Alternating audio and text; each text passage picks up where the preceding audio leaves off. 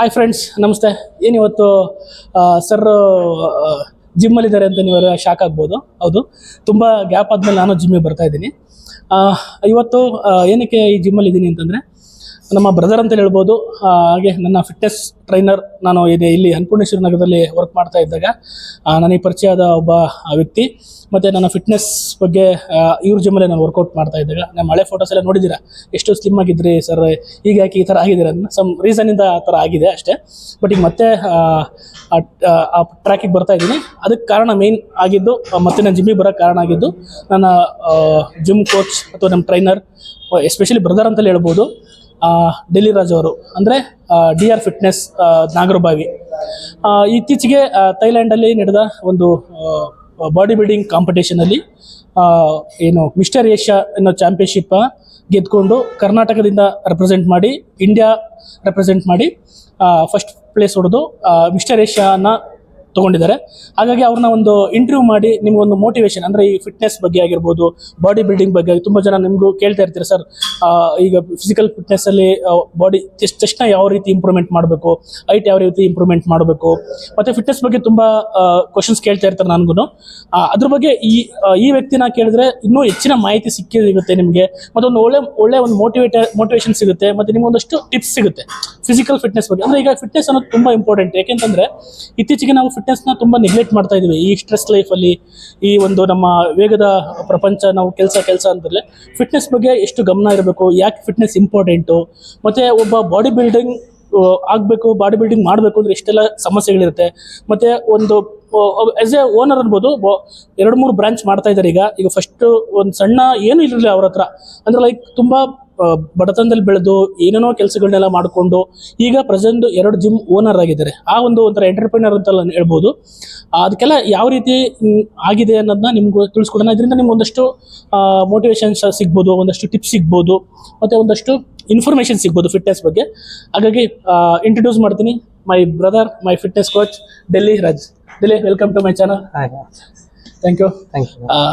ಡೆಲ್ಲಿ, ಈಗ ನೀನು ನಿಮ್ಮ ಬಗ್ಗೆ ಒಂದು ಸ್ವಲ್ಪ ಇಂಟ್ರೊಡ್ಯೂಸ್ ಮಾಡು. ಅಂದರೆ ಲೈಕ್ ಈ ಬಾಡಿ ಬಿಲ್ಡಿಂಗ್ ಫೀಲ್ಡಿಗೆ ಯಾವ ರೀತಿ, ಏನಕ್ಕೆ ಈ ಥರ ಬಂದು, ಮತ್ತು ನಿನ್ನ ಲೈಫ್ ಸ್ಟೋರಿ ಸ್ವಲ್ಪ ಸಿಂಪಲ್ ಆಗಿ. ಆ್ಯಕ್ಚುಲಿ ಹಾಯ್ ಎಲ್ರಿಗೂ ನಮಸ್ಕಾರ. ನನ್ನ ಹೆಸರು ಡೆಲ್ಲಿ ರಾಜ ಅಂತ. ನನ್ನ DR ಫಿಟ್ನೆಸ್ ಪ್ರೊಪ್ರೈಟರ್. ಸೊ ಇಲ್ಲಿ ಟ್ರೈನರ್ ಆಗಿ ಕೂಡ ಇದ್ದೀನಿ. ಸೊ ಇದು ಲೈಕ್ ಹೇಗಂದರೆ, ಈಗ ಎಲ್ಲರೂ ಈಗ ನಾವು ರಿಚ್ ಫ್ಯಾಮಿಲಿ ಅಂತೂ ಅಲ್ಲ. ನಮ್ಮಪ್ಪ ಬಂದು auto driver. So normal middle class ಹುಡುಗನೇ. ನಾನು ಹೇಗೆ ನನ್ನ ಕೆರಿಯರ್ ಯಾಕೆ ಹಿಂಗೆ ಚೇಂಜ್ ಆಗಿದೆ ಅಂದರೆ, ಚಿಕ್ಕ ವಯಸ್ಸಿಂದ ಲೈಕ್ ಯಾರೇ ಏನೇ ತೊಗೋಬೇಕಾದ್ರೂ ಒಬ್ರ ಹತ್ರ ಸೈಕಲ್ ಇರ್ಬೋದು, ಒಬ್ರ ಹತ್ರ ಗಾಡಿ ಇರ್ಬೋದು. ಸೊ ನಮ್ಗೆ ಅದೆಲ್ಲ ಏನೂ ತಗೊಳ್ಳೋ ಕೂಡ ಆಗ್ತಾ ಇರಲಿಲ್ಲ. ಒಂದು ಹಠ ಮಾತ್ರ ಇತ್ತು, ನಾವು ಇದ್ರಲ್ಲಿ ತೊಗೋಬೇಕನ್ನೋ ಒಂದು ಹಠ ಇತ್ತು. ಸೊ ಅದರಿಂದ ಏನು ಮಾಡಿದೆ, 8th ಸ್ಟ್ಯಾಂಡರ್ಡ್ 7th ಸ್ಟ್ಯಾಂಡರ್ಡಿಂದಲೇ ನಾನು ನನ್ನ ಕೆಲಸ ಸ್ಟಾರ್ಟ್ ಮಾಡಿದೆ. ಎಲ್ಲರೂ ಸಮ್ಮರ್ಗೆ ಎಲ್ಲ ರಾಜ್ಯಕ್ಕೆ ಹೋದರೆ, ನಾನೀಗ ನಾನು ಫಸ್ಟ್ ಮಾಡಿದೆ ಆ್ಯಕ್ಚುಲಿ ಗಾರೆ ಕೆಲಸ ಸಮ್ಮರಲ್ಲಿ. ಈಗ 7th ಹೋಗಿದ್ದೆ, 1 ವೀಕ್ ಗಾರೆ ಕೆಲಸಕ್ಕೆ ಹೋಗಿದ್ದೆ. ಸೊ 8th ಏನು ಮಾಡಿದೆ, ನಾನು ಡೈಲಿ ಲೈಫ್ ನನ್ನ ಸ್ಕೂಲ್ ಫೀಸ್ನ ಕಟ್ಕೊಳ್ಳೋಕ್ಕೆ ಪೇಪರ್ ಹಾಕ್ತಿದ್ದೆ. ಬೆಳಿಗ್ಗೆ 5:30 ಪೇಪರ್ ಹಾಕ್ತಿದ್ದೆ, ಹಾಲು ಹಾಕಿದ್ದೀನಿ. ಸೊ ಸಮ್ಮರೆಲ್ಲ ಬಂತಂದರೆ ಕೆಲವೊಂದು ಬುಕ್ ಸ್ಟೋರ್ ಕೆಲಸಕ್ಕೆ ಹೋಗೋದು, ಪ್ರಿಂಟಿಂಗ್ ಪ್ರೆಸ್ಸಿಗೆ ಕೆಲಸಕ್ಕೆ ಹೋಗೋದು, ಏನೆಲ್ಲ ಕೆಲಸ ಸಿಗುತ್ತೋ ಅಷ್ಟು ಮಾಡಿದ್ದೀನಿ. ಸೊ ಹಂಗೆ ಡೆಲಿವರಿ ಬಾಯ್ ವರ್ಕ್ ಮಾಡಿದ್ದೀನಿ, ಸಿನಿಮಾದಲ್ಲಿ ವರ್ಕ್ ಮಾಡಿದ್ದೀನಿ. ಒಂದು ಹಠ, ಒಂದು ಬೆಳಿಬೇಕು ಅನ್ನೋದು ಒಂದು ಸ್ವಲ್ಪ ಸಿನಿಮಾದಲ್ಲಿ ಆಸೆ ಇತ್ತು. ಅದರಲ್ಲೂ ಹೋಗಿ ಎಲ್ಲ ಥರ ವರ್ಕ್ ಮಾಡಿ ಒಂದು ಫ್ಲೋ ಅಲ್ಲಿ ನಾನು ಬಂದಿದ್ದೆ ಇದು gym field. Okay, gym start ಮಾಡಿದಾಗ ಅಂದರೆ ನಿಮಗೆ ಈ ಥರ ಏನು ಇದೊಂದು ಯಾವ ಥರ ಈ ಏಷ್ಯನ್ ಚಾಂಪಿಯನ್ಶಿಪ್ ಅಥವಾ ಬಾಡಿ ಬಿಲ್ಡಿಂಗ್ ಮಾಡಬೇಕು, ಚಾಂಪಿಯನ್ಶಿಪ್ ಗೆಲ್ಲಬೇಕು ಅನ್ನೋದಕ್ಕೇನು ಮೋಟಿವೇಶನ್ನು?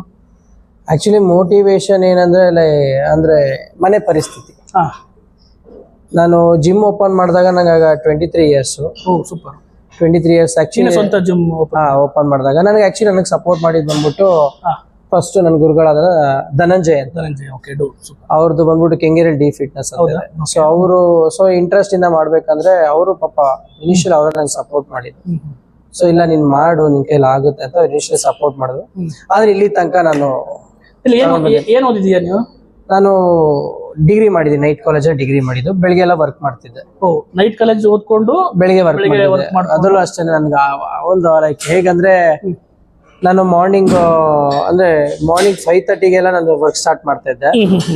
ಮಾರ್ನಿಂಗ್ 5:30 ವರ್ಕ್ ಸ್ಟಾರ್ಟ್ ಮಾಡಿ 6 o'clock ಕಂಟಿನ್ಯೂಸ್ ಆಗಿ ವರ್ಕ್ ಮಾಡ್ತಾ ಇದ್ದೆ. ದುಡಿಬೇಕು, ದುಡ್ಡು ಬೇಕು.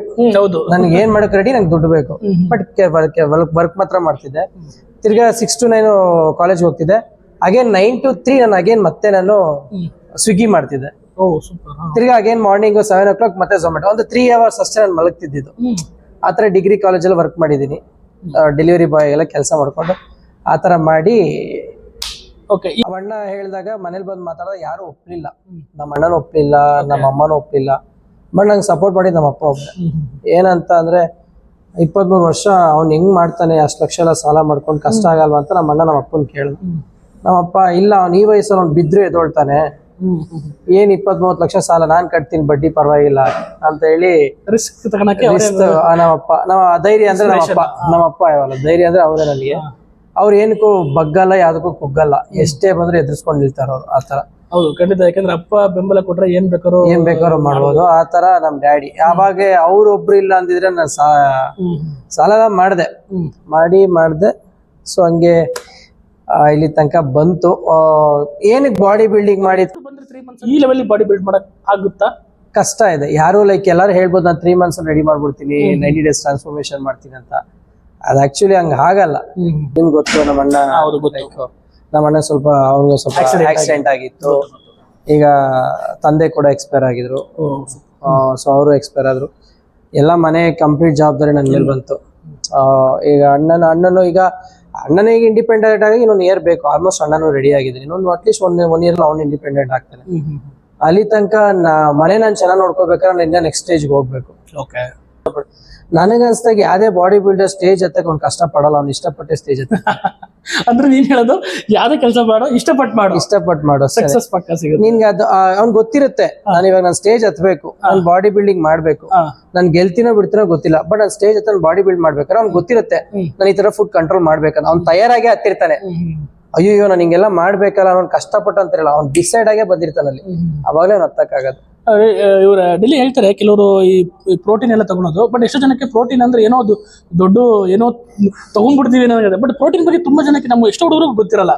ಅಂದ್ರೆ ಲೈಕ್ ಪ್ರೋಟೀನ್ ಅದು ನಾರ್ಮಲ್ ಬೇಕು, ಅದನ್ನೇ ಏನಂತಂದ್ರೆ ಅವರು ಮೆಡಿಸಿನ್ ಅಂದ್ಕೊಂಡ್ಬಿಡ್ತಾರೆ. ಬಟ್ ಪ್ರೋಟೀನ್ಗೂ ಮೆಡಿಸಿನ್ಗೂ ತುಂಬಾ ಡಿಫ್ರೆನ್ಸ್ ಇದೆ. ಅದನ್ನ ಆಕ್ಚುಲಿ ಏನ್ ಗೊತ್ತಾ, ನಾನು ಹೇಳೋದು ಎಲ್ಲಾರು ಬೇಸಿಕಲಿ ಏನ್ ಹೇಳ್ತಾರೆ, ಸೊ ನಾನು ಬಂದಿದ ತಕ್ಷಣ ನಾನು ಪ್ರೋಟೀನ್ ಎಲ್ಲ ಕೊಡಕ್ ಹೋಗ್ಬಿಡಿ, ಪ್ರೋಟೀನ್ ಮೆಡಿಸಿನ್ ಕೊಡ್ತಾ ಇಲ್ಲಪ್ಪ.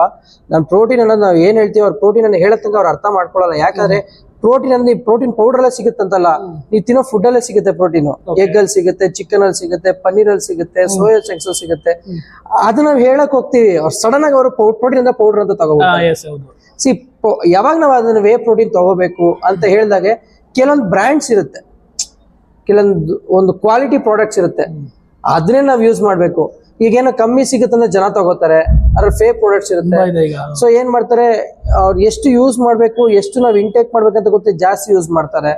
ಸೊ ಅದು ಫೇಕ್ ಪ್ರಾಡಕ್ಟ್ ಆಗಿರುತ್ತೆ. ಅದು ಆಗೇನಾಗುತ್ತೆ, ಹೆಲ್ತ್ ಇಶ್ಯೂಸ್ ಬಂದೇ ಬರುತ್ತೆ. ನಾವು ಪ್ರಾಪರ್ ಆಗಿ ಒಂದು ಫುಡ್ ನಾವು ಚೇಂಜ್ ಆದ್ರೆ ನಮ್ಮ ಬಾಡಿ ತಡ್ಕೊಳ್ಳಲ್ಲ ಅಂತ ಹೇಳಿ ಯಾವ್ದು ಫೇಕ್ ಪ್ರಾಡಕ್ಟ್ ಯೂಸ್ ಮಾಡಿದಾಗ ಏನಾಗುತ್ತೆ, ಆಸ್ ಯೂಶುವಲ್ ಎಲ್ಲರೂ ಹೇಳ್ದಂಗೆ ಅದು ಎಫೆಕ್ಟ್ ಕೊಡುತ್ತೆ. ಡೇಂಜರ್ ಅಂತೂ ನಿಜಾನೇ. ಅಲ್ಲಿ ನಾವು ಯಾವ್ದು ಯೂಸ್ ಮಾಡ್ತೀವಿ ಅನ್ನೋದ್ರ ಮೇಲೆ ಡಿಪೆಂಡ್ ಆಗುತ್ತೆ. ಓಕೆ, ಈಗ ನಮ್ಮ ನಂಗೆ ಯೂಶಲಿ ನಂಗೆ ಸ್ಟೂಡೆಂಟ್ಸ್ ಅಥವಾ ನಮ್ಮ ಪೊಲೀಸ್ ಕೊಲೀಗ್ಸ್ ಇರ್ತಾರೆ, ತುಂಬಾ ಸ್ಟ್ರೆಸ್ ಲೈಫು, ಡ್ಯೂಟಿ ಟೈಮ್ ಆಗ್ತಿರುತ್ತೆ. ಮತ್ತೆ ಹುಡುಗರಿಗೆ ಫಿಟ್ನೆಸ್ ಜಿಮ್ಗೆ ಹೋಗ್ಬೇಕಾ, ಜಿಮ್ಗೆ ಹೋಗ್ಬಾರ್ದು ಅಂದ್ರೆ ಇಷ್ಟೊಂದೆಲ್ಲ ಇರುತ್ತೆ. ಇವಾಗ ಒಂದು ಏನ್ ನಿನ್ ಪ್ರಕಾರ ಒಂದು ಲೈಫ್ ಸ್ಟೈಲ್ ಅಲ್ಲಿ ಜಿಮ್ ಅನ್ನೋದು ಅಥವಾ ಫಿಸಿಕಲ್ ಫಿಟ್ನೆಸ್, ಜಿಮ್ ಆದ ಬೇರೆ ಫಿಸಿಕಲ್ ಫಿಟ್ನೆಸ್ ಫಾರ್ಮ್ಸ್ ಇದಾವೆ.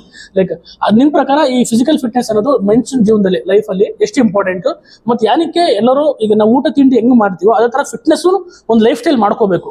ಈಗ ತುಂಬಾ ಜನ ಅದು ಮಾಡ್ತಾ ಇಲ್ಲ ಆಕ್ಚುಲಿ, ಇವನ್ ಇನ್ಕ್ಲೂಡಿಂಗ್ ನಾನು ಮಾಡಿಲ್ಲ, ಇನ್ಮೇಲೆ ಮಾಡಬೇಕು. ಹಂಗಾಗಿ ಅದ್ರ ಬಗ್ಗೆ ಇವಾಗ ನೀವು ಫುಡ್ ಏನಕ್ಕೆ ತಗೋತೀರ? ಆಕ್ಟಿವ್ ಆಗಿರಕ್ಕೆ, ಊಟ ನಾವು ಬದುಕಕ್ಕೆ, ಜೀವನ ಮಾಡಕ್ಕೆ. ಫುಡ್ ಅನ್ನೋದು ನೀವು ತಗೊಳ್ಳೋದು, ನೀವು ಫುಡ್ ಇಂಟೇಕ್ ಮಾಡೋದು ನಿಮ್ ರೆಸ್ಪಾನ್ಸಿಬಿಲಿಟಿನ, ಇಲ್ಲ ನಿಮ್ಗೆ ಬೇಕಾಗಿರೋ ಬಾಡಿಗೆ ಬೇಕಾಗಿರೋಂಥ ಒಂದು ಅವಶ್ಯಕತೆನ? 100% ಅವಶ್ಯಕತೆ. ನಾವು ಊಟ ಮಾಡ್ಲಿಲ್ಲ ಅಂದ್ರೆ ಲೈಕ್ ಇರಕ್ಕಾಗಲ್ಲ. ನಾವು ಫುಡ್ ಇವತ್ತು ನಾನು ಬೆಳಿಗ್ಗೆ 8 ಗಂಟೆಗೆ ಊಟ ತಿನ್ಬೇಕಾದ್ರೆ ನನ್ಗೆ ಅವಶ್ಯಕತೆ, ಅದೊಂದು ಕಮಿಟ್ಮೆಂಟ್. ಹೌದು, ಅದೇ ರೀತಿನೇ ಫಿಟ್ನೆಸ್ ಅನ್ನೋದು ಅದು ನಿಮ್ ಕಮಿಟ್ಮೆಂಟ್. ಎಷ್ಟು ಜನಕ್ಕೆ ನಮ್ಮ ಊಟ ಮಾಡ್ತೀವಲ್ಲ ರೆಗ್ಯುಲರ್ ಆಗಿ, ಕಾರ್ಬೋಹೈಡ್ರೇಟ್ಸ್ ಅಂದ್ರೆ ಗೊತ್ತಿಲ್ಲ, ಪ್ರೋಟೀನ್ಸ್ ಅಂದ್ರೆ ಗೊತ್ತಿಲ್ಲ, ವಿಟಮಿನ್ಸ್ ಅಂದ್ರೆ ಗೊತ್ತಿಲ್ಲ, ಇದು ಗೊತ್ತಿರಲ್ಲ. ಯೂಶಲಿ ಜನರಲ್ ಗೊತ್ತಿಲ್ಲ. ಅದು ಕಾರ್ಬ್ಸ್ ಎಷ್ಟು ತಗೊಂತೀವಿ, ಪ್ರೋಟೀನ್ ಎಷ್ಟು ತಗೊಂತೀವಿ ಗೊತ್ತೇ ಆಗಲ್ಲ. ಅದಕ್ಕೆ ಹೆಂಗೆ ಏನ್ ಮಾಡಕ್ಕಾಗುತ್ತೆ? ಈ ನೀವು ಕಾರ್ಬ್ಸ್ ತಗೋತೀರಾ, ನಾನು ಎಕ್ಸಾಮ್ ಅದನ್ನೇ ಹೇಳಕ್ ಬಂದಿದ್ದು. ಕಾರ್ಬೋಹೈಡ್ರೇಟ್ಸ್ ತಗೋತೀರಾ, ಲೋಡ್ ಮಾಡ್ತೀರಾ, ನೀವು ಇಂಟೇಕ್ ಮಾಡ್ತೀರಾ, ಅದೇನಾಗುತ್ತೆ ಫ್ಯಾಟ್ ಆಗಿ ಕನ್ವರ್ಟ್ ಹಾಗೆ ಆಗುತ್ತೆ. ಗ್ಲೂಕೋಸ್ ಇದ್ರೆ ಗ್ಲೈಕೋಜನ್ ಗ್ಲೂಕೋಸ್ ಗ್ಲೈಕೋಜನ್ ಕನ್ವರ್ಟ್ ಆಗಿನ ಅದು ನಮ್ಗೆ ಎನರ್ಜಿ ಪ್ರೊಡ್ಯೂಸ್ ಹೌದು. ಕರೆಕ್ಟ್ ಅಲ್ವಾ?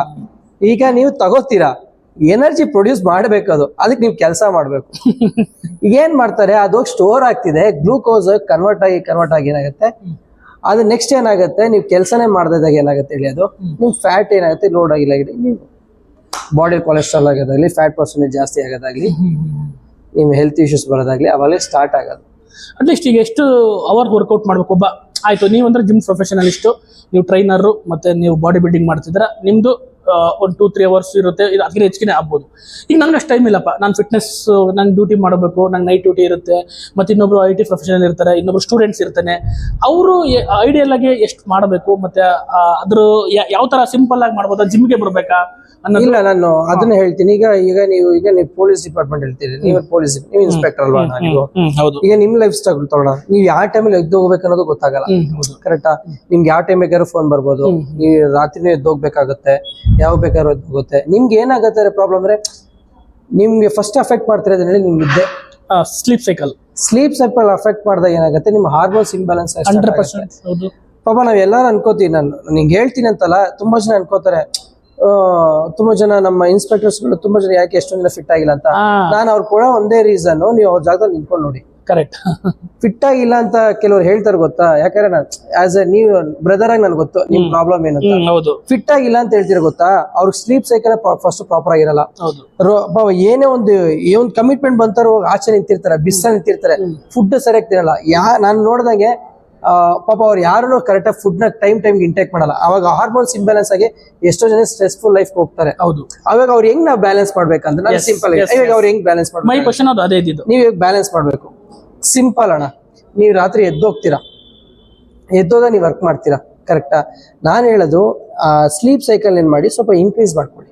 ನೀವು ರಾತ್ರಿ ಎದ್ದೋ ಎಲ್ಲೋ ಒಂದ್ ಕಡೆ 3 ಅವರ್ಸ್ ರೆಸ್ಟ್ ಸಿಗೋದು ತಗೊಂಡು ಏನ್ ಮಾಡಿ ಗೊತ್ತಾ, ನಾವೊಂದು ಫುಡ್ ಸೈಕಲ್ ನ ಪ್ರಾಪರ್ ಆಗಿ ಫಾಲೋ ಮಾಡ್ಬೇಕು. ನೀವು ಬೆಳಿಗ್ಗೆ ಬ್ರೇಕ್ಫಾಸ್ಟ್ ಆ ಟೈಮಲ್ಲಿ ನಿಮ್ಗೆ ಒಂದು ಕೈಯಲ್ಲಿ ಇಟ್ಕೋಬೇಕೇನಾದ್ರು, ಅಟ್ಲೀಸ್ಟ್ ಒಂದು ಫ್ರೂಟ್ಸ್ ತಿನ್ಬಿಡ್ಬೇಕು. ನೀರಾದ್ರೂ ನೀವು ಫ್ರೂಟ್ಸ್, ನೀರು ನಿಮ್ ಕೈಲಿ ಏನಾಗುತ್ತೆ, ಒಂದು ಬಾಕ್ಸ್ ಕ್ಯಾರಿ ಮಾಡ್ಬಿಡಿ. ಆ ಟೈಮ್ ಫುಡ್ ನ ಲೋಡ್ ಮಾಡಿ. ನಿಮ್ಗಂತ ನಾನು ವಾಕ್ ಮಾಡಿ ಅಂತ ಹೇಳಕ್ಕಲ್ಲ, ನೀವು ವಾಕಿಂಗ್ ಅಲ್ಲೇ ಇರ್ತೀರಾ, ನಿಮ್ ಫಿಸಿಕಲ್ ಆಕ್ಟಿವಿಟೀಸ್ ಎಲ್ಲ ಇದ್ದೇ ಇರುತ್ತೆ. ಸೊ ನೀವೇ ಫುಡ್ ನ ನೀವು ಒಂದು ಪ್ರಾಪರ್ ಆಗಿ ಫಾಲೋ ಮಾಡ್ಬಿಟ್ಟು, ಏನಿಲ್ಲ proper vitamins, proper calcium, proper proteins ಇರೋದು, ಫೈಬರ್ಸ್ ಇಲ್ಲ ಫುಡ್ ನ ಲೋಡ್ ಮಾಡಿದ್ರೆ ನೀವು ಆಲ್ಮೋಸ್ಟ್ ಒಂದು 50% ಆದ್ರೂ ಓಕೆ ಇರ್ತೀವಿ. Definitely correct. ಇನ್ನ 50% ನಿಮ್ ಸ್ಲೀಪ್ ಸೈಕಲ್ ಮೇಲೆ ಡಿಫ್ರೆಂಟ್ ಆಗಿರುತ್ತೆ. ನೀವು ಊಟ ಮಾಡಲ್ಲ, ನಿಮ್ ಬಿಸಿ ಲೈಫ್ ಅಲ್ಲಿ ನೀವ್ ಏನ್ ಮಾಡ್ಬಿಡ್ತೀರಿ, ಫುಡ್ ನ ಇಂಟೇಕ್ ಮಾಡಕ್ ಬಿಟ್ಬಿಡ್ತೀರಾ, ಟೈಮ್ ಮಾಡಲ್ಲ, ಅವಾಗ ನೀವೇನು ಕ್ಯಾರಿ ಮಾಡ್ಬಿಡ್ಬೇಕಷ್ಟೇ. ಆಮೇಲೆ ಓವರ್ ಆಗಿ ಈಗ ಏನಾಗುತ್ತೆ, ಡ್ಯೂಟಿ ನೈಟ್ ಮುಗಿಸ್ಕೊಂಡ್ ಬರ್ತೀವಿ, 11 ಗಂಟೆ ಆಗುತ್ತೆ, 11 ಗಂಟೆ ಊಟ ಮಾಡೋದು, ಆ ತರ ಎಲ್ಲ ಆಗೋದ್ರಿಂದ ಅದೆಲ್ಲ ಆಗೋದ್ರಿಂದ ನಿಮ್ಗೆ ಅದು ಪ್ರಾಬ್ಲಮ್ ಆಗ್ತಿರೋದು. ಅದಕ್ಕೆ ಒಂದು ಕ್ಯಾರಿ, ನಾವು ಅದೊಂದೇ ನಾನು ಹೇಳಕ್ಕಾಗ ಟಿಪ್ಸ್. ನಮ್ಮ ಪೊಲೀಸ್ ಮೆನ್ಸ್ ಲೈಫ್ ಸ್ಟೈಲ್ ಅನ್ನು ಹೇಳಕ್ಕಾಗದ ಅದೊಂದೇನೆ, ನೀವು ಕ್ಯಾರಿ ಮಾಡ್ಬಿಡ್ಬೇಕಷ್ಟೇ. ಏನಿಲ್ಲ ಅಣ್ಣ, ಪ್ರಾಪರ್ ಪ್ರೋಟೀನ್ಸ್, ಫೈಬರ್ಸ್ ಇರೋಂಥ ಫುಡ್ ನ ಕ್ಯಾರಿ ಮಾಡಿದ್ರೆ ಸಾಕು. ಹೆಲ್ತ್ ಹಾಳು ಮಾಡ್ಕೋಬೇಕಾಗ್ತದೆ, ದುಡ್ಡು ಬರ್ಬೇಕಂತ ನೋಡ್ರಿ ಹೆಲ್ತ್ ಹಾಳು ಆಕ್ಚುಲಿ ನೈಟ್ ಶಿಫ್ಟ್ ಬಂದ್ಬಿಟ್ಟು, ಈಗ ಮೆನ್ಸ್ ಆಗಲಿ ವುಮೆನ್ಸ್ ಆಗಲಿ, ವುಮೆನ್ಸ್ ಹಾರ್ಮೋನ್ಸ್ ಇಂಬ್ಯಾಲೆನ್ಸ್ ಆಗುತ್ತೆ. ಫಸ್ಟ್ ಅವ್ರು ಹೊಡೆಯೋದು ಬಂದ್ಬಿಟ್ಟು ಥೈರಾಯ್ಡ್, PCOD, ಈ ತರ ಮಂತ್ಲಿ ಸೈಕಲ್ಸ್ ಪ್ರಾಬ್ಲಮ್ ಆಗುತ್ತೆ. ಗಂಡ್ ಮಕ್ಳು ಅಂತ ಬಂದ್ರೆ ಡಯಾಬಿಟಿಸ್. ನೀವು ಮೇಜರ್ ಆಗಿ ತೆಗೆದು ನೋಡಿ, IT ಕಂಪ್ನಿ ವರ್ಕ್ ಮಾಡೋ ಎಷ್ಟೊಂದು ಜನಕ್ಕೆ ಹೆಣ್ಮಕ್ಳಾದ್ರೆ ಹಾರ್ಮೋನ್ಸ್ ಇಂಬ್ಯಾಲೆನ್ಸ್, ಥೈರಾಯ್ಡ್ಸ್ ಇರುತ್ತೆ, PCOD ಇರುತ್ತೆ, ಮಂತ್ಲಿ ಸೈಕಲ್ ತುಂಬಾ ಜನ, ಯಾಕಂದ್ರೆ ನಾನು ತುಂಬಾ ಜನ ನೋಡಿದ್ದೀನಿ. ಅದೇ ಗಂಡ್ ಮಕ್ಳಾದ್ರೆ ಸರ್ ಅವ್ರಿಗೆ 25 years ಇತ್ತು, ಅವ್ರು ಡಯಾಬಿಟಿಸ್ ಇರುತ್ತೆ. ನೀವು ನಂಬಲ್ಲ, ಮೊನ್ನೆ ಒಬ್ರು ಬಂದು ನಾನು ನೋಡಿದ್ರೆ 22 years ಅವ್ರು ಆಲ್ರೆಡಿ ಡಯಾಬಿಟಿಸ್ ಇದೆ. 22 years ಅವ್ರ HbA1c ಬಂದ್ಬಿಟ್ಟು 11.5 ಇದೆ. ಅಂದ್ರೆ HbA 3 months ಡಯಾಬಿಟಿಸ್ ಟೆಸ್ಟ್. ಅದು ಆಕ್ಚುಲಿ 5.5 ನೋಡಿದ್ರೆ ಅದು ನಾರ್ಮಲ್, 5.7 ನೋಡಿದ್ರೆ ಪ್ರೀ ಡಯಾಬಿಟಿವ್, 6.5 ಹೋದ್ರೆ ಡಯಾಬಿಟಿಕ್ಸ್ ಕನ್ಫರ್ಮ್. ಇವಾಗ ಪ್ರೀ ಡಯಾಬಿಟಿಕ್ ಇದ್ರೆ ನಾವು ಕಂಟ್ರೋಲ್ ಮಾಡ್ಬೋದು. ಒಂದು ಸತಿ ಡಯಾಬಿಟಿಕ್ ಹೊಂಟೋಯ್ತು ಅಂದ್ರೆ ಅದು ನಾವು ಕಂಟ್ರೋಲ್ ಇಡಬಹುದು, ಅಷ್ಟು ನಾರ್ಮಲ್ ತರಕ್ಕಾಗಲ್ಲ, ಝೀರೋ ಮಾಡಕ್ಕಾಗಲ್ಲ. ನೀವು ಕಂಟ್ರೋಲ್ ತರಬಹುದು. 5.5 ನಾರ್ಮಲ್ ಆಗಿ ಇಟ್ಕೋಬಹುದು, ಬಟ್ ಎನಿ ಟೈಮ್ ಬೇಕಾದ್ರೆ ಅದು ಇನ್ಕ್ರೀಸ್ ಆಗ್ಬೋದು. ಏನಕ್ಕಂದ್ರೆ ಅವ್ರ ಸ್ಲೀಪ್ ಸೈಕಲ್, ಅವ್ರು ನೈಟ್ ಶಿಫ್ಟ್ ಮಾಡ್ತಾರೆ, ಏನ್ ಮಾಡ್ತಾರೆ, ನೈಟ್ ಶಿಫ್ಟ್ ಮಾಡ್ಬೇಕಾದ್ರೆ ಔಟ್ಸೈಡ್ ಇಂದ ಜಂಕ್ ಫುಡ್ ತರಿಸ್ಕೊಳ್ಳೋದು, ತಿನ್ನೋದು, ಝೊಮ್ಯಾಟೊ ಸ್ವಿಗ್ಗಿ ಮಾಡೋದು. ಏನ್ ತರ ಅವರೇ ನಾರ್ಮಲ್ ಪ್ರೋಟೀನ್ ಫುಡ್ ತರಿಸ್ಕೋತಾರೆ, ಬರೀ ಜಂಕ್ ಫುಡ್, ಎಲ್ಲ ಕೆಮಿಕಲ್, ಟ್ರಾನ್ಸ್ ಫ್ಯಾಟ್ ಇರೋಂಥ ಫುಡ್ ಅವ್ರು ತರಿಸ್ಕೊಳ್ಳೋದು. ಸೊ ಏನೈತೆ, ಆಸ್ ಯೂಶುವಲ್ ಅವ್ರಿಗೆ ಪ್ರಾಬ್ಲಮ್ ಆಗುತ್ತೆ. ಅಟ್ಲೀಸ್ಟ್ ಅವ್ರು ನಾನು ಹೇಳೋದೇನಂದ್ರೆ, ಓವರ್ಕಮ್ ಮಾಡ್ಬೇಕು ಅಂದ್ರೆ ಅಟ್ಲೀಸ್ಟ್ ಒಂದು ಫಿಟ್ನೆಸ್, ಡೈಲಿ ಜಿಮ್. ಏನಿಲ್ಲ, ನಿಮ್ ಬಿಸಿ ಇತ್ತ, ನಾನು ಹೇಳೋದು IT ನೀವ್ ವರ್ಕ್ ಅಲ್ಲೇ ಬಿಸಿ ಇದ್ದ, ನಾನು ಹೇಳೋದು ನೀವು ಊಟ ಮಾಡ್ತೀರಾ, ಅಟ್ಲೀಸ್ಟ್ ನಿಮ್ ಗ್ಯಾಪ್ ಸಿಗ್ತಾ ಒಂದು 20 minutes ವಾಕ್ ಆದ್ರೂ ಮಾಡಿ. ಒಂದು ಆಕ್ಟಿವ್ ಆಗಿರಿ. ನೀವು IT ಕಂಪ್ನಿ ನಿಮ್ಗೆ ಎನಿ ಟೈಮ್ ವರ್ಕ್ ಅಂತೂ ಇರಲ್ಲ. ಅಟ್ಲೀಸ್ಟ್ ನಿಮ್ಗೆ ಒಂದು ಗ್ಯಾಪ್ ಸಿಗುತ್ತೆ, ನಿಮ್ಗೆ ಒಂದು ಎಂಟರ್ಟೈನ್ಮೆಂಟ್ ಪೀರಿಯಡ್. ಆ ಟೈಮಲ್ಲಿ ಆದ್ರೆ ಆಕ್ಟಿವ್ ಆಗಿರಿ. ಓಕೆ. ಆ ಟೈಮಲ್ಲಿ ನಾವು ಲ್ಯಾಪ್ಟಾಪ್ ಮುಂದೆ ಕೂತ್ಕೊಂಡು ಸುಮ್ಮನೆ ಫೋನಲ್ಲಿ ಕೂತ್ಕೊಂಡು ಚಾಟ್ ಮಾಡ್ಕೊಂಡು ಇಲ್ಲಿ ಹಿಂಗ್ ಕಾನ್ವರ್ಸೇಷನ್ ಮಾಡಬಹುದು. ಊಟ ಮಾಡಿ ಒಂದು ಅರ್ಧ ಅವರ್ ವಾಕ್ ಆದ್ರೂ ಮಾಡಿ. ಅವಾಗ ಅಟ್ಲೀಸ್ಟ್ ಕಾರ್ಡಿಯೋವಾಸ್ಕ್ಯುಲರ್ ಸಿಸ್ಟಮ್ ಅವರು ಕರೆಕ್ಟ್ ಆಗಿರುತ್ತೆ, ಚೆನ್ನಾಗಿರುತ್ತೆ. 15 ವಯಸ್ಸು ಆಗೋ ತನಕ ಕರ್ಕೊಂಡು ಹೋಗೋದು ಹೈಟ್ ಕಡಿಮೆ ಆಗುತ್ತೆ. ನಿಜನಾ?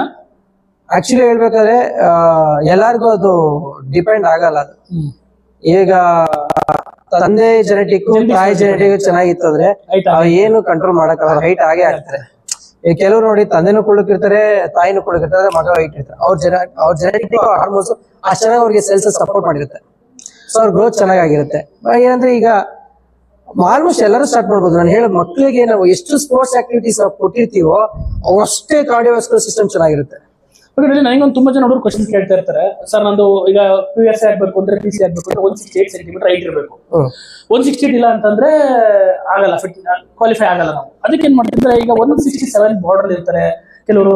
ಸರ್ ಹೈಟ್ ಇಂಪ್ರೂವ್ಮೆಂಟ್ ಮಾಡ್ಬೋದು, ಕೆಲವರು 165 ಇರ್ತಾರೆ. ಹೈಟ್ ಇಂಪ್ರೂವ್ಮೆಂಟ್ ಮಾಡ್ಬೋದಾ? ನಂದು ಏಜ್ 22, ಕೆಲವರು 18 ಏಜ್ ಅಂತ ಕೇಳ್ತಾರೆ. ಹೈಟ್ ಇಂಪ್ರೂವ್ಮೆಂಟ್ ಆಗುತ್ತಾ, ಅಥವಾ ಈಗ ಜಿಮ್ ಅಲ್ಲಿ ನೇರ್ತಿದ್ರೆ ಆಗುತ್ತೆ, ಅಥವಾ ಅದೆಲ್ಲ ಇಟ್ ಪಾಸಿಬಲ್ ನಿನ್ ಪ್ರಕಾರ? ಇಲ್ಲ, ಹೈಟ್ ಇಂಪ್ರೂವ್ಮೆಂಟ್ ಮಾಡಕ್ಕಾಗಲ್ಲ, ಆಗಲ್ಲ.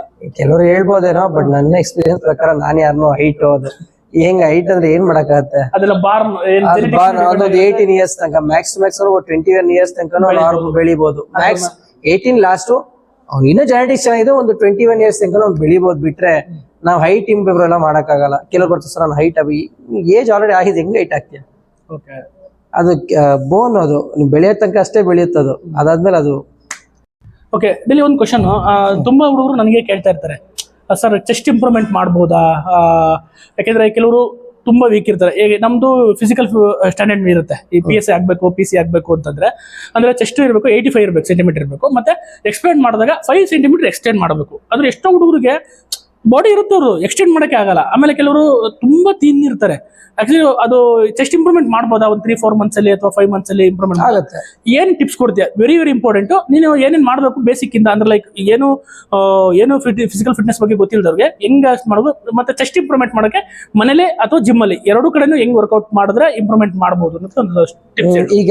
ಈಗ ಬೇಸಿಕ್, ಈಗ ಅವ್ರ ಫಿಟ್ನೆಸ್ ಬಗ್ಗೆನೇ ಹೋಗ್ದಿರೋರು ಈಗ ಬೇಸಿಕ್ ಹೆಂಗ್ ಸ್ಟಾರ್ಟ್ ಮಾಡ್ಬೇಕಾದ್ರೆ ನಾನು ಅವ್ರು ಕೊಡೋ ಟಿಪ್ಸ್ ಅಂದ್ರೆ ಬೇಸಿಕ್, ನೀವು ಇನ್ನ ಜಿಮ್ಗೆ ಬರ್ದೆ ನೀವು ಸ್ವಲ್ಪ ಕನ್ಸಿಸ್ಟೆನ್ಸಿ ವಾರ್ಮ್ ಅಪ್ ಇಂದೆಲ್ಲ ಸ್ಟಾರ್ಟ್ ಮಾಡ್ತೀರಂದ್ರೆ ಫಸ್ಟ್ ಬೇಸಿಕ್ ಅವ್ರಿಗೆ ನಾವು ಕೊಡ್ಬೇಕಾಗಿರೋದು ಬಂದ್ಬಿಟ್ಟು ಕೆಲವೊಂದು stretches, push up, pull ups, squats. ಈ push up, pull ups, squats ಮಾಡಿದಾಗ ಆಲ್ಮೋಸ್ಟ್ ನಮ್ ಓವರ್ ಆಲ್ ಬಾಡಿ ವರ್ಕೌಟ್ಸ್ ಬಿದ್ದಿರುತ್ತೆ. ಇದು ಬೇಸಿಕ್ ಆಗಿ ಇದನ್ನ ಸ್ಟಾರ್ಟ್ ಮಾಡ್ರೆ ಸಾಕು. ಚೆಸ್ಟ್ ಇಂಪ್ರೂವ್ಮೆಂಟ್ ಮಾಡಕ್ಕೆ ಏನ್ ಈಗ ಬೇಸಿಕಲಿ ಚೆಸ್ಟ್ನೇ ಮಾತ್ರ ಇಂಪ್ರೂವ್ಮೆಂಟ್ ಅಂತಲ್ಲ ಇಲ್ಲ, ಸೊ ಎಲ್ಲಾ ಮಸಲ್ಸ್ ಒಂದೊಂದು ಲಿಂಕ್ ಇರುತ್ತೆ. ಓಕೆನಾ? ಅವ್ರು ಜಿಮ್ ಬರಬೇಕು, ಫಿಟ್ನೆಸ್ ಟ್ರೈನರ್ಸ್ ನ ಅವರು ತಗೋಬೇಕು. ಟ್ರೈನರ್ಸ್ ಗೈಡೆನ್ಸ್ ಇಲ್ದೇನೆ ಅವ್ರು ಏನು ಮಾಡಕ್ಕಾಗಲ್ಲ. ಈಗ ಆಯ್ತು, ಎಲ್ಲರಿಗೂ ಜಿಮ್ ಹೋಗಕ್ಕಾಗಲ್ಲ. ಯೂಶಲಿ ಮನೇಲೆ ಫಿಟ್ನೆಸ್ ಮಾಡ್ತಿರ್ತೀನಿ ಅನ್ನೋರ್ಗೆ, ಫಿಟ್ನೆಸ್ ಮಾಡ್ತೀನಿ ಅಂದವ್ರಿಗೆ ರನ್ನಿಂಗ್ ಮಾಡೋದ್ರಿಂದ ಚೆಸ್ಟ್ ಇಂಪ್ರೂವ್ಮೆಂಟ್ ಆಗಲ್ಲ, ಇಲ್ಲ ಮಸಲ್ಸ್ ಇಂಪ್ರೂವ್ಮೆಂಟ್ ಆಗಲ್ಲ. ರನ್ನಿಂಗ್ ಮಾಡಿದಾಗ ಏನಾಗುತ್ತೆ, ನಿಮ್ದು ಎಂಡ್ಯೂರೆನ್ಸ್ ಲೆವೆಲ್ ಬಿಲ್ಡ್ ಆಗುತ್ತೆ. ನಿಮ್ಮ ಕಾರ್ಡಿಯೋವಾಸ್ಕ್ಯುಲರ್ ಸಿಸ್ಟಮ್ ಎಲ್ಲ ಕರೆಕ್ಟ್ ಚೆನ್ನಾಗಿರುತ್ತೆ, ಅದು ಹೆಲ್ದಿ ಆಗಿರುತ್ತೆ. ಸೊ ಮಸಲ್ ಇಂಪ್ರೂವ್ಮೆಂಟ್ ಆಗುತ್ತಾ ಅನ್ನೋದಕ್ಕಿಂತ ಅವರು ಎಂಡ್ಯೂರೆನ್ಸ್ ಲೆವೆಲ್ ಬಿಲ್ಡ್ ಆಗುತ್ತೆ. ನೀವು ಮಸಲ್ ಇಂಪ್ರೂವ್ಮೆಂಟ್ ಆಗ್ಬೇಕಾದ್ರೆ ನೀವು ಸ್ಟ್ರೆಂತ್ ವರ್ಕೌಟ್ ಮಾಡಲೇಬೇಕು. ಸ್ಟ್ರೆಂತ್ ವರ್ಕೌಟ್ ಅಂದ್ರೆ ಆಸ್ ಯೂಶುವಲ್ ಇವಾಗ ಮಸಲ್ಸ್ ವರ್ಕೌಟ್, ಈಗ ಚೆಸ್ಟ್ ಆಗಿರ್ಬೋದು, ಟ್ರೈಸಿಪ್ಸ್ ಆಗಿರ್ಬೋದು, ಸೊ ಈ ತರ ಎಲ್ಲ 6 ಮಸಲ್ಸ್ ವೇರಿಯೇಷನ್ಸ್ ಮಸಲ್ಸ್ ವರ್ಕೌಟ್ ನೀವು ಮಾಡ್ಬೇಕಾಗತ್ತೆ. ಸೊ ಎಲ್ಲ ಮಸಲ್ಸ್ ವರ್ಕೌಟ್ ಮಾಡ್ದಲ್ಲೇ ಒಂದೊಂದು ಮಸಲ್ಸ್ಗೂ ಲಿಂಕ್ ಇರುತ್ತೆ. ಓಕೆ. ಸೊ ಅದ್ ಮಾಡ್ದಲ್ಲೇ ಇಂಪ್ರೂವ್ಮೆಂಟ್ ಆಗೋದು. ನಾವು ಬರೀ ಚೆಸ್ಟ್ನೇ ಡೆವಲಪ್ ಮಾಡ್ತೀವಿ ಅನ್ನೋದು ಒಂದೇ ಮಸಲ್. ಕೆಲವ್ರು ಹೇಳ್ತಾರೆ ಸರ್ ನಮ್ಮ ಬೈಸಿಪ್ಸ್ ಚೆನ್ನಾಗಿ ಬಿಲ್ಡ್ ಆದ್ರೆ ಸಾಕು ಸರ್ ಅಂತ. ಹಂಗ ಆಗಲ್ಲ. ಸೊ ಆಕ್ಚುಲಿ ಬೇಸಿಕ್ಲಿ ಹೇಳ್ಬೇಕಾರೆ ಬೈಸಿಪ್ಸ್ ನಮ್ಮ ಬೈಸಿಪ್ಸ್ ಮಾಸ್ ಮಾಡ್ಬೇಕಂದ್ರೆ ಬರೀ ಬೈಸಿಪ್ಸ್ ಮಾಡ್ತಾರೆ. ಆಕ್ಚುಲಿ ಏನಂದ್ರೆ ನಮ್ಗೆ ಟ್ರೈಸಿಪ್ಸ್ 3 ಹೆಡ್ಸ್ ಇರುತ್ತೆ, ಲಾಂಗ್ ಹೆಡ್, ಮೀಟಿ ಹೆಡ್ ಅಂತ 3 ಹೆಡ್ಸ್ ಇರುತ್ತೆ. ನಾವು ಟ್ರೈಸಿಪ್ಸ್ ಮಸಲ್ಸ್ ನ ಜಾಸ್ತಿ ನಾವು ಪ್ರೆಷರ್ ಕೊಟ್ಟಲ್ಲಿ ನಮ್ಗೆ ಇಂಪ್ರೂವ್ ಆಗುತ್ತೆ ಓವರ್ ಆಲ್ ಮಸಲ್. ಸೊ ಜನಕ್ಕೆ ಅದು ಗೊತ್ತಾಗಲ್ಲ. ಅದಕ್ಕೆ ಟ್ರೈನರ್ಸ್ ಗೈಡೆನ್ಸ್ ಇಂಪಾರ್ಟೆಂಟ್. ಎಲ್ಲ ಮಸಲ್ಗೂ ಲಿಂಕ್ ಇರುತ್ತೆ, ಯಾವ ಮಸಲ್ ಏನ್ ಮಾಡಿದ್ರೆ ಯಾವ ವರ್ಕೌಟ್ ಬೀಳುತ್ತೆ ಅನ್ನೋದು. ಆಕ್ಚುಲಿ ಫಿಟ್ನೆಸ್ಗೆ ಏಜ್ ಲಿಮಿಟ್ ಅನ್ನೋದಿಲ್ಲ. ನನ್ನ ಪ್ರಕಾರ ಕೇಳಿದ್ರೆ ಫಿಟ್ನೆಸ್ ಅನ್ನೋದು ಅವಶ್ಯಕತೆ. ಈಗ ಚಿಕ್ಕ ಮಕ್ಳಿಗೂ ಅನ್ನೋದು ಫಿಟ್ನೆಸ್ ಅನ್ನೋದು ಇಂಪಾರ್ಟೆಂಟ್. ಆ ಫಿಟ್ನೆಸ್ ಅನ್ನು ನಾವು ಜಿಮ್ ಬಂದೇ ಮಾಡ್ಬೇಕು ಅನ್ನೋದಿಲ್ಲ. ಆ ಫಿಟ್ನೆಸ್ ಅನ್ನು ಎಲ್ಲಾ ತರ ಆಕ್ಟಿವಿಟೀಸ್ ತೋರಿಸ್ಬೋದು. ಸ್ಪೋರ್ಟ್ಸ್ ಆಕ್ಟಿವಿಟಿಲಿ ತೋರಿಸ್ಬೋದು. ಈಗ ಕೆಲವರು ಮಾರ್ಷಲ್ ಆರ್ಟ್ಸ್ ಹೋಗ್ತಾರೆ. ಇದೆಲ್ಲ ಏನಾಗುತ್ತೆ, ನಿಮ್ ಎಂಡ್ಯೂರೆನ್ಸ್ ಬಿಲ್ಡ್ ಮಾಡುತ್ತೆ, ನಿಮ್ ಫಿಟ್ನೆಸ್ ಎಲ್ಲ ಇಂಪ್ರೂವ್ ಮಾಡುತ್ತೆ. ಈಗ ಪ್ರಾಪರ್ ಏಜ್ ಈಗ ಜಿಮ್ ಬರ್ಬೋದು ಅಂದ್ರೆ ನಾನು ಹೇಳೋದು ಆಫ್ಟರ್ 14th ಸ್ಟಾರ್ಟ್ ಮಾಡ್ಬೋದು. ಏನಕ್ಕೆ ಆಫ್ಟರ್ 14th ಸ್ಟಾರ್ಟ್ ಮಾಡ್ಬೋದು ಅಂದರೆ ಅವ್ರ ಬಾಡಿಲಿ ನ್ಯಾಚುರಲ್ ಆಗಿ ಆ ಟೈಮಲ್ಲಿ ಟೆಸ್ಟೋಸ್ಟೆರಾನ್ ಲೆವೆಲ್ ಜಾಸ್ತಿ ಪ್ರೊಡ್ಯೂಸ್ ಮಾಡುತ್ತೆ. Yes correct. ಸೊ ಏನಾಗುತ್ತೆ ಆ ಟೈಮಲ್ಲೇ ಈಗ ಆಪೋಸಿಟ್ ಜೆಂಡರ್ಸ್ ಮೇಲೆ ಅವ್ರಿಗೆಲ್ಲ ಫೀಲ್ ಆಗುತ್ತೆ. ಕರೆಕ್ಟ್. ಅಪ್ ಟು 14 to 19 ಅವ್ರಿಗೆ ಟೆಸ್ಟೋಸ್ಟೆರಾನ್ ಲೆವೆಲ್ ಪೀಕ್ ಆಗಿರುತ್ತೆ. ಆ ಟೈಮ್ ಅವ್ರು ಪ್ರಾಪರ್ ಆಗಿ ಫಿಟ್ನೆಸ್ ಬಂದು ಅವ್ರು ಪ್ರಾಪರ್ ಆಗಿ ನೀಟಾಗಿ ಅಂದ್ರೆ ಅವ್ರ ಏಜ್ ಲಿಮಿಟ್ ತಕ್ಕನಂಗೆ ಅವರು ಫಿಟ್ನೆಸ್ ನೀಟಾಗಿ ಟ್ರೈನರ್ ಹತ್ರ ಗೈಡೆನ್ಸ್ ತಗೊಂಡು ಅವ್ರು ಪ್ರಾಪರ್ ಆಗಿ ಯೂಟಿಲೈಸ್ ಮಾಡ್ಕೊಂಡ್ರೆ ಅವರ ಬಾಡಿ ಫಿಸಿಕ್ ಏನಿರುತ್ತೆ ಕಂಪ್ಲೀಟ್ ಆಗಿ ಚೇಂಜ್ ಆಗುತ್ತೆ. ಸೊ ಏನಾಗುತ್ತೆ ನಮ್ಮ ಮಸಲ್ ಬಿಲ್ಡ್ ಆಗೋಕ್ಕೆ ನಮ್ಗೆ ಮೇನ್ ಏನು ಬೇಕು, ಟೆಸ್ಟೋಸ್ಟೆರಾನ್ ಬೇಕು. ಟೆಸ್ಟೋಸ್ಟೆರಾನ್ ಪ್ರಾಪರ್ ಆಗಿದ್ರೇನೆ ಮಸಲ್ ಬಿಲ್ಡ್ ಆಗೋದು. ಸೊ ನ್ಯಾಚುರಲ್ ಆಗಿ ಪ್ರೊಡ್ಯೂಸ್ ಆಗುತ್ತೆ. ಹೇಗೆ 14th ಆಫ್ಟರ್ 14 19 ಒಳಗಡೆ ನ್ಯಾಚುರಲ್ ಆಗಿ ಟೆಸ್ಟೋಸ್ಟೆರಾನ್ ಪ್ರೊಡ್ಯೂಸ್ ಆಗೋದು ಏನಾಗುತ್ತೆ ಅವ್ರಿಗೆ ತುಂಬಾ ಆಕ್ಟಿವ್ ಆಗಿರ್ತಾರೆ. ಅದು ಲೈಫ್ ಲಾಂಗ್ ಕನ್ಸಿಸ್ಟೆನ್ಸಿ ಮೇಂಟೈನ್ ಆಗ್ತಾ ಹೋಗುತ್ತೆ. ಅವ್ರಿಗೆ ಆ ಫಿಸಿಕ್ ಹಂಗೆ ಮೇಂಟೈನ್ ಆಗ್ತಾ ಹೋಗುತ್ತೆ. ಓಕೆ, ತುಂಬಾ ಜನ ಜಿಮ್ ಸೇರ್ಕೊಂತಿದ್ದಂಗೆ ಒಂದು ಇದಿದೆ, ಸಪ್ಲಿಮೆಂಟ್ಸ್ ತಗೋಬೇಕು, ಕೆರಾಟಿನ್ ತಗೋಬೇಕು, ಅದು ತಗೊಂಡ್ರೆ ಮಾತ್ರ ಬಾಡಿ ಬರುತ್ತೆ ಅಂತಾರೆ. ಅದ್ರ ಬಗ್ಗೆ ಇಲ್ಲ, ನಾನು ಸಪ್ಲಿಮೆಂಟ್ಸ್ ತಗೊಂಡ್ರೆ ಬಾಡಿ ಬರುತ್ತೆ. ಕೆಲವರಿಗೆ ಜೆನೆಟಿಕ್ಸ್ ಇರಲ್ಲ. ಏನ್ ಸಪ್ಲಿಮೆಂಟ್ಸ್ ತಗೊಂಡ್ರು ಕೆಲವ್ರಿಗೆ ಅದು ಜೆನೆಟಿಕ್ ಸಪೋರ್ಟ್ ಮಾಡ್ತಿದ್ದಾಗ ಕೆಲವ್ರಿಗೆ ಸಪ್ಲಿಮೆಂಟ್ಸ್ ವರ್ಕ್ ಆಗಲ್ಲ. ಕೆಲವ್ರಿಗೆ ಸಪ್ಲಿಮೆಂಟ್ಸು ಬೇಡ, ಅವ್ರ ಜೆನೆಟಿಕ್ಲೇ ಅವ್ರಿಗೆ ಚೆನ್ನಾಗಿ ರೆಡಿ ಆಗುತ್ತೆ. ನಾನು ಹೇಳೋದು ಯಾರ್ಯಾರು ಇಮಿಡಿಯೇಟ್ ಆಗಿ ಜಿಮ್ಗೆ ಹೋಗಿ ಸೇರ್ಕೊಂಡಿದ ತಕ್ಷಣ ಸಪ್ಲಿಮೆಂಟ್ಸ್ ಆಗಲಿ ಇಲ್ಲ ಏನು ಯಾವುದೇ ಟ್ರೈನರ್ ಹೇಳ್ಬೋದು ನೀವು ಕ್ರಿಯೇಟಿನ್ ತಗೊಳ್ಳಿ, ನಿಮ್ಮ ಬಾಡಿ ಚೆನ್ನಾಗಿ ಸ್ವಲ್ಪ ಮಸಲ್ ಪಂಪ್ ಆಗುತ್ತೆ ಅಂತಾರೆ. ಕೆಲವು ಏನೇ ಕ್ರಿಯೇಟಿನ್ ತಗೋತೀನಿ ಅಂತಾನೆ ಗೊತ್ತಿಲ್ಲ ತಗೋತಾರೆ. ಯಾರೋ ತಗೊಂತಾರೆ ಸರ್ ಮಸಲ್ ಬಿಲ್ಡ್ ಆಗಿ ಚೆನ್ನಾಗುತ್ತೆ. ಫಸ್ಟ್ ನಾನು ಹೇಳೋದು ಎಲ್ಲರಿಗೂ, ಫಸ್ಟ್ ಜಿಮ್ ಜಾಯಿನ್ ಆಗಿ 6 months ನಿಮ್ಮ ಬಾಡಿಗೆ ನಿಮ್ಮ ಹಾರ್ಮೋನ್ಸ್ ಹೇಗೆ ಸಪೋರ್ಟ್ ಮಾಡುತ್ತೆ ಫಸ್ಟ್ ನೋಡಿ. ಕರೆಕ್ಟ್. ನಿಮ್ಮ ಹಾರ್ಮೋನ್ಸ್ ಚೆನ್ನಾಗಿ ಸಪೋರ್ಟ್ ಮಾಡಿ ನೀವೇನೋ ಡೆವಲಪ್ ಆಗಿ ಚೆನ್ನಾಗಿ ರೆಡಿ ಆಗ್ತೀರಾ.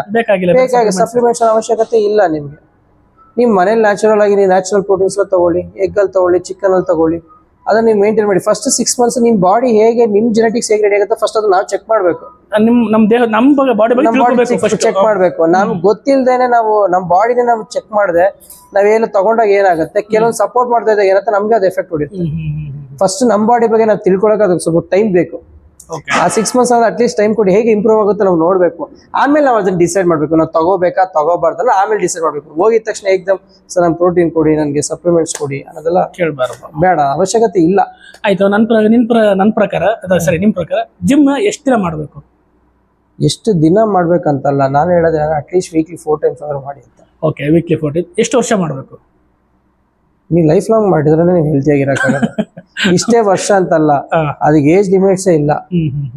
ನಾನು ಹೇಳ್ತಿಲ್ಲ ಜಿಮ್ ಬಂದೇ ನೀವು ಫಿಟ್ನೆಸ್ ನ ಮೇಂಟೈನ್ ಮಾಡೋ ಅವಶ್ಯಕತೆ ಇಲ್ಲ.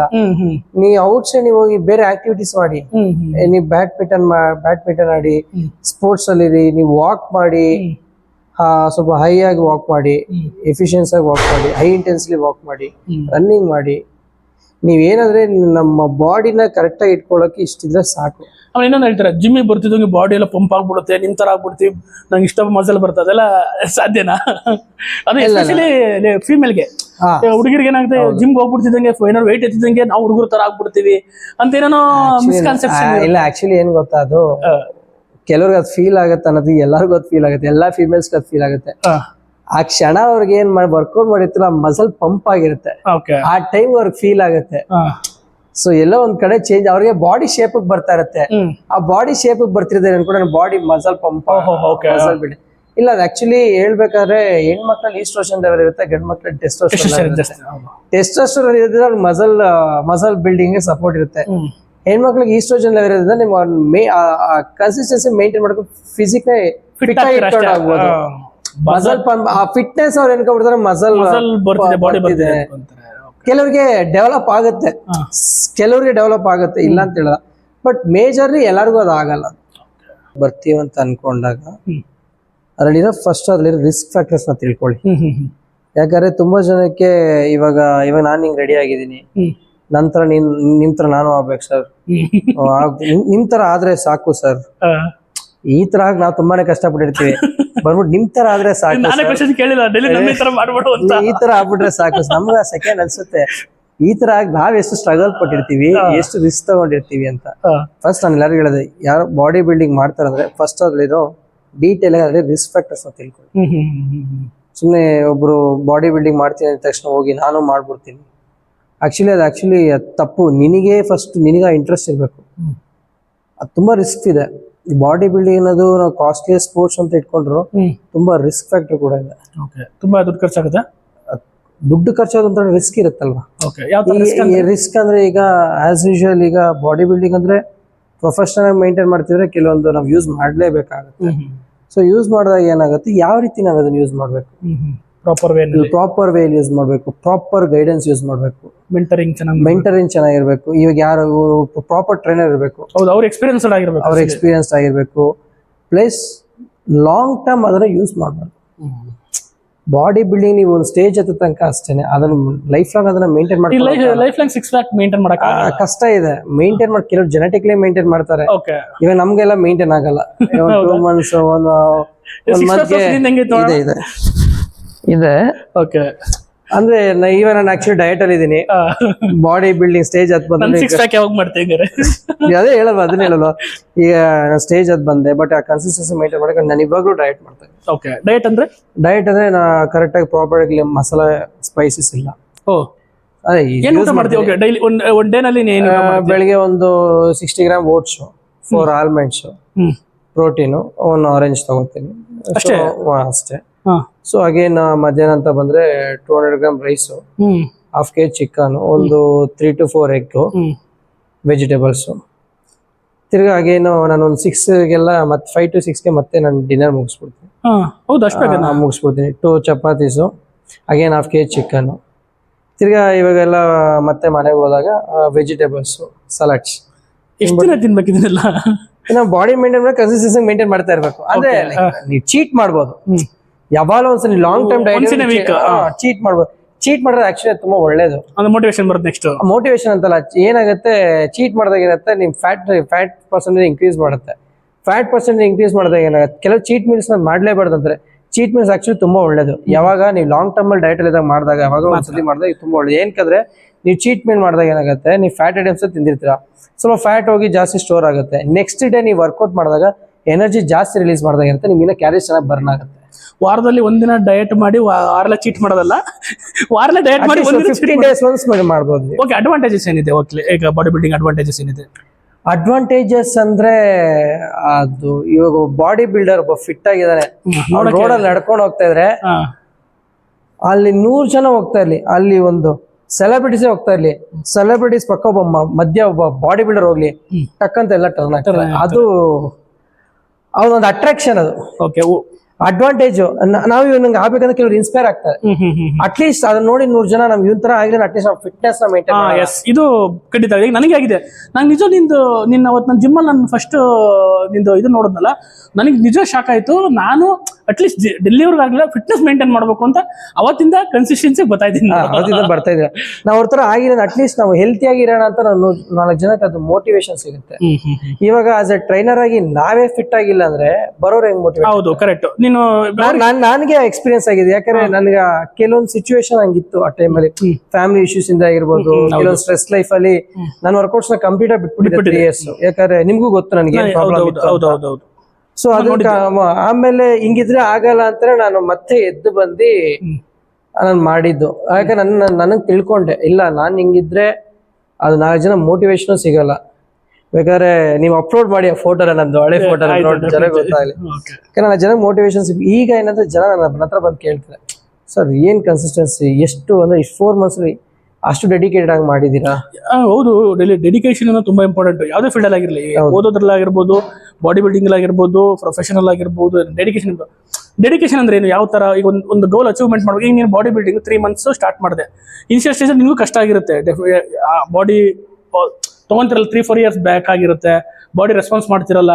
ಅದು 1 ತಿಂಗಳು 2 ತಿಂಗಳಲ್ಲ, ಅಟ್ಲೀಸ್ಟ್ 3-4 months ಎಫರ್ಟ್ ಹಾಕ್ಬೇಕು. ಅದು ಕನ್ಸಿಸ್ಟೆನ್ಸಿ ಹೆಂಗ್ ಮೇಂಟೈನ್ ಮಾಡಬೇಕು? ಇಲ್ಲ, ಆಕ್ಚುಲಿ ನಾನು ಬಾಡಿ ಬಿಲ್ಡಿಂಗ್ ಡಿಸೈಡ್ ಮಾಡಿ, ನಾನು ಆಕ್ಚುಲಿ ಬಾಡಿ ಬಿಲ್ಡಿಂಗ್ ಮಾಡ್ಬೇಕಂತ ಡಿಸೈಡ್ ಮಾಡಿ 1.5 month ಮುಂಚೆ ನಾನು ನನ್ನ ಫಿಟ್ನೆಸ್ ಕನ್ಸಿಸ್ಟೆನ್ಸಿ ಮೇಂಟೈನ್ ಮಾಡ್ಕೊಂಡ್ಬಂದೆ.